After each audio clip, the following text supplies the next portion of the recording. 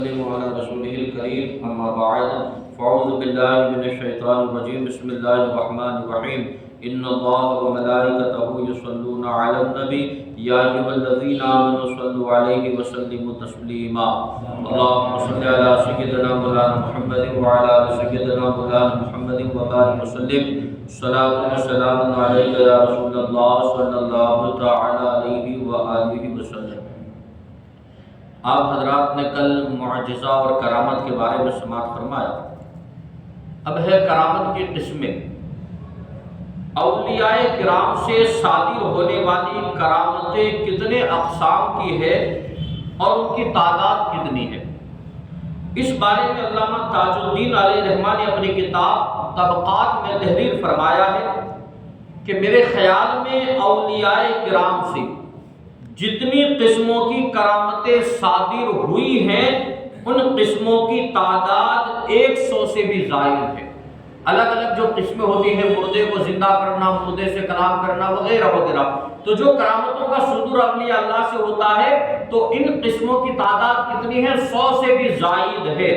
اس کے بعد علامہ تاج الدین علیہ رحمہ نے قدر تفصیل کے ساتھ کرامت کی 25 قسموں کا بیان فرمایا ہے، جس میں سے آج ہم ایک قسم کے بارے میں سماعت فرمائیں گے، مردوں کو زندہ کرنا۔ یہ بھی کیا ہے؟ اولیاء کرام کی کرامتوں سے ہوا ہے کہ اللہ نے ان کی کرامتوں سے مردوں کو زندہ فرما دیا ہے، اور یہ وہ کرامت ہے کہ بہت سے اولیاء کرام سے اس کا صدور ہو چکا ہے۔ چنانچہ روایت صحیحہ سے ثابت ہے کہ ابو عبید بصری جو اپنے دور کے مشہور اولیاء کاملین میں سے ہے، ایک مرتبہ جہاد میں تشریف لے گئے۔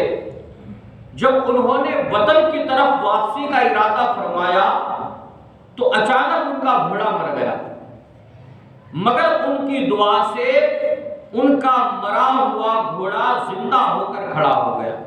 انہوں نے دعا فرمائی اللہ کی بارگاہ میں تو مرا ہوا گھوڑا زندہ ہو گیا، اور وہ اس پر سوار ہو کر اپنے وطن کیا ہے پہنچ گئے، اور پھر خادم کو حکم دیا کہ اس کی زین اور لگام اتار لے، گھوڑے کی زین اور لگام اتار لے۔ خادم نے جیسے ہی زین اور لگام کو اتارا، گھوڑا فوراً دوبارہ کیا ہے مر گیا، گھوڑا دوبارہ کیا ہے مر گیا۔ اسی طرح حضرت شیخ مفرج جو علاقہ مصر میں سعید کے باشندے تھے، ان کے دسترخوان پر ایک پرندے کا بچہ بھنا ہوا رکھا گیا، بھنا ہوا پرندے کا بچہ کیا ہے رکھا گیا، تو آپ نے فرمایا کہ اللہ تعالیٰ کے حکم سے اڑ کر چلا جا۔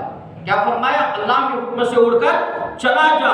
بس ان کی زبان سے یہ الفاظ کا نکلنا تھا کہ ایک لمحہ میں وہ پرندے کا بچہ زندہ ہو گیا اور اڑ کر چلا گیا۔ تو اولیاء کاملین سے ان کرامتوں کا صدور ہوا ہے۔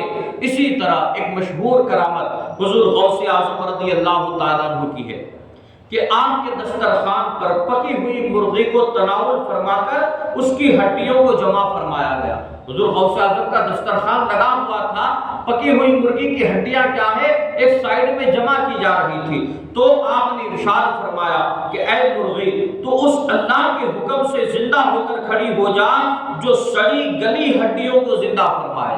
حضرت غوث اعظم نے کیا کیا؟ عبد القادر نے کیا دعا فرمایا حضور غوث اعظم نے کہ اس اللہ کے حکم سے زندہ ہو جا جو کیا ہے گلی ہوئی سڑی ہوئی ہڈیوں کو زندہ فرمائے گا۔ تو زبان مبارک سے ان الفاظ کے نکلنے کی دیر تھی کہ مرغی زندہ ہو کر کیا ہے چلنے پھرنے لگی۔